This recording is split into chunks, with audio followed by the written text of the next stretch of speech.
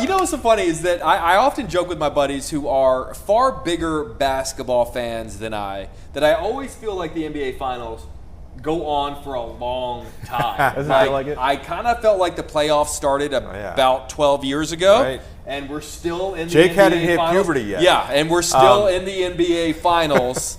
Chris is here to tell us a little bit about. I mean, has it been? I mean, listen, I'm a football guy. I'm a baseball guy.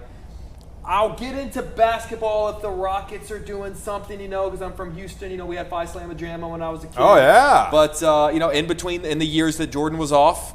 Olajuwon. Yeah, Keem the Dream, baby, Clyde the Glide. Those teams. Is it a good final so far? If you're a basketball fan, if you're a fan of good, 3-2 is usually pretty.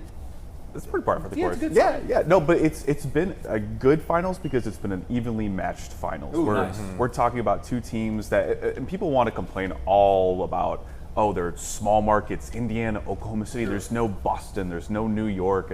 Certainly, there's no Chicago. Sure. But there are two teams that have good young stars that are kind of making their way to the top. They're showing the new face of the league, which is interesting. We haven't seen that. Isn't that what the NBA needs right now? Because we don't really have that next LeBron. We don't really have the next KD. We don't really. Who are the next guys? Yeah, are they these guys? Yeah, Anthony Edwards, perhaps. SGA. How old is he? He's in his 20s, mid-20s or Okay. so. He's a young guy that came into the league as one of those Kentucky players that found a role in the NBA, was trained specifically to be this NBA guy, and people want to call him the foul merchant because he draws a lot of fouls, shoots a lot of free throws. He's just playing the game. Don't hate the player, hate the game. Yeah. I love watching him play. He's so athletic. It's so much fun watching him. Tyrese Halliburton's another one of those. Is he still in his 20s? Is he a relatively younger player? Oh yeah, also relatively younger player. Like to your point, LeBron's 40. Yeah. Someone's got to take over eventually. You have news this morning about the Bulls draft, because it's like, this is the vision we want. We want to be cultivating this for the future. It feels like the Bulls have been in some kind of phase of rebuilding for many, many years. In fact, when Thibs got fired from the Knicks, I was like, Chicago fans, we can relate. Yeah. We can relate to this. I remember a lot of people were mad to see him go here in Chicago. But get us updated on where we stand with the draft and what direction the Bulls need to be going right now. Yeah, we got about a week away from the NBA draft. Right now, the Bulls, sitting at number 12 overall, have the chance to add a player that's maybe not the star player that you think, like a Cooper Flagg, who is the top guy. Like, we know that he is going to be the dude. But they still have a chance to add a couple guys, or maybe a couple as, and they may trade back and get a couple more picks, trade a player to acquire another pick. We still don't know how that's going to shake out. But they can add a guy that's going to be a key piece of the rotation that's going to help the one thing they need, and boy, do they need defense real bad. And I feel is when it comes to any sort of draft, I feel like oftentimes defense is not like the sexiest pick in the world, because you always want that big splashy, but to your point, like, there are a lot of times where it's like, forget the sexy pick what you need, and then the team will be sexy.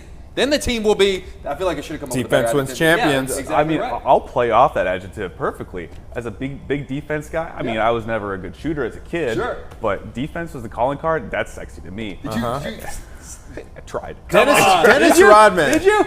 Dennis Rodman may have come close to making a defensive superstar sexy. Yeah. with the spray painted hair. Oh, yeah. He Like did those- make it look good, but I mean, you've got guys like Colin Murray Boyles from South Carolina is that guy. He's got a thick build. He's maybe not the guy that you look at as an offensive centerpiece, but the Bulls have offense. Josh Giddey, Kobe White. We don't know what Nikola Vucevic is going to do, if they're going to trade him, keep him, maybe flip him for an extra pick. We don't know yet, but getting a guy like Murray Boyles is one of those where you got to do something, because he allowed 54 points per game in the paint this past season, and if the number's that high, there's a couple reasons why. And getting a guy like Colin from South Carolina, it means you can shore up the perimeter. He's tall, he's 6'8", but he's athletic enough to guard the perimeter, to kind of keep guards out from driving the lane, but also guard post players too. He could be multifaceted. And So the Bulls, I'm just catching up here. So the Bulls allowed 54 paint points per game this past season. Yeah. Okay. Yeah. Okay. It's So not yeah, when I was gonna say, like, in terms of addressing the biggest holes in the roster, is that your number one thing? How about offensively?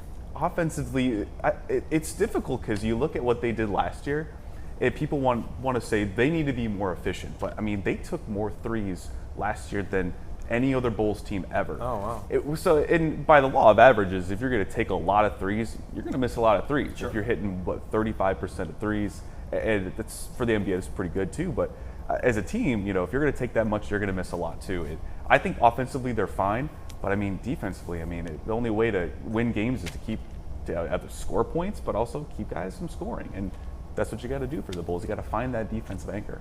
Is the draft for any sport, because we've covered a lot of NFL drafts out at Soldier Field, especially recently, is that the pinnacle of hope for fans going into a new season? Because the amount of times, it's even before like preseason starts and you kind of start getting a feel, or before you start seeing maybe some of the reports coming out of practice, I feel like that moment of the draft is the highest point of optimism. This is our year, baby. This is our year. I feel it. Like, is next week the highest that a Bulls fan is going to feel for a while?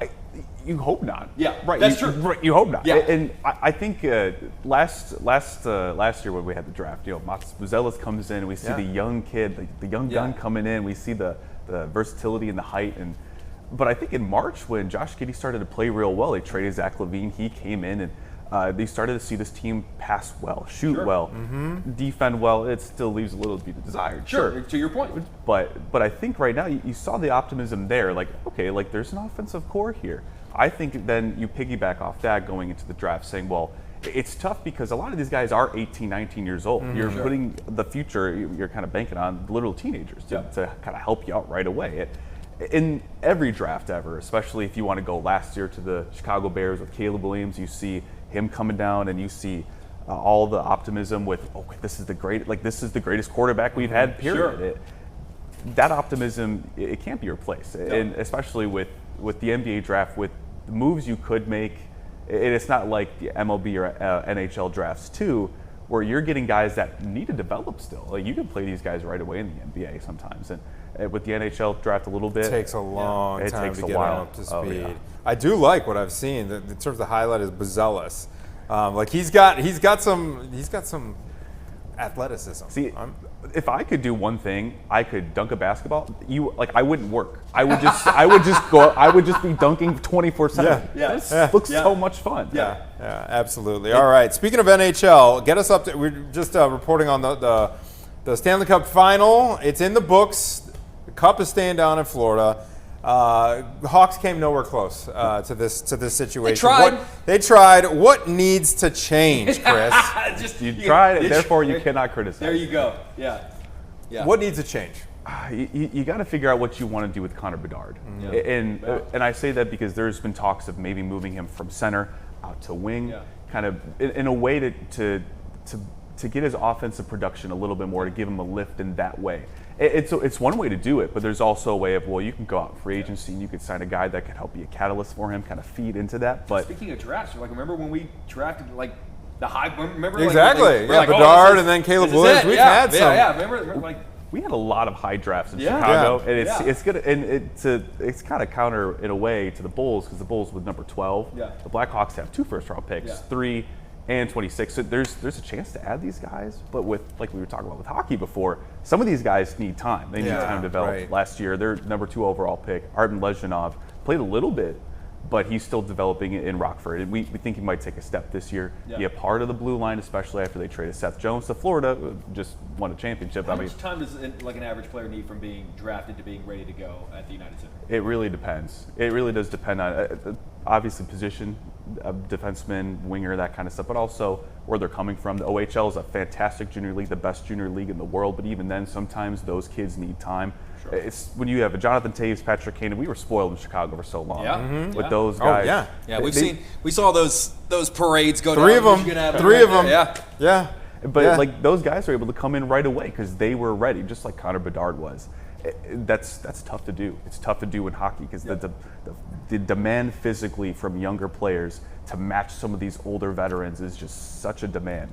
But if you can do it right and you can develop them properly, which has been the Blackhawks' MO for the last 3 years, there's a ton of guys coming in the pipeline now that I think in the next year or so, like at the back end of the season, Frank Nazar is one of those guys that stepped up, and you're like, hey, we got something with this guy. We got something with this kid next to Connor Bedard. But now, how do you help Connor get to that next level? Well, and not obviously Connor's still a young guy, but like, he can't wait 10 years for us to have a crew of guys ready for him to, like, we have to make it happen while he's still kind of at the top of his while game. he's still peaking. Yeah. And ideally, you get a bunch of guys that align his growth too. So when he starts to reach his peak, you would say he hasn't yet. Oh, not even close. Okay. Not even close. When you think about what a lot of other people say, he's not even close to that. And so if you get a lot of young guys that kind of match that rise, then you're starting to see the timeline come together. Let's think good thoughts, gents. Yeah. All right, being a Chicago sports fan is no joke. It's an emotional roller coaster. Sparks flew, emotions run high. You know what I mean? That whole thing. You got the Cubs this year. They're looking great. A lot of optimism for the Bears. We need to get these other squads. The Sox have God on their side? Yeah, the Sox at least have the Pope. Yeah. Chris, as always, thank you, sir. We really appreciate it, man.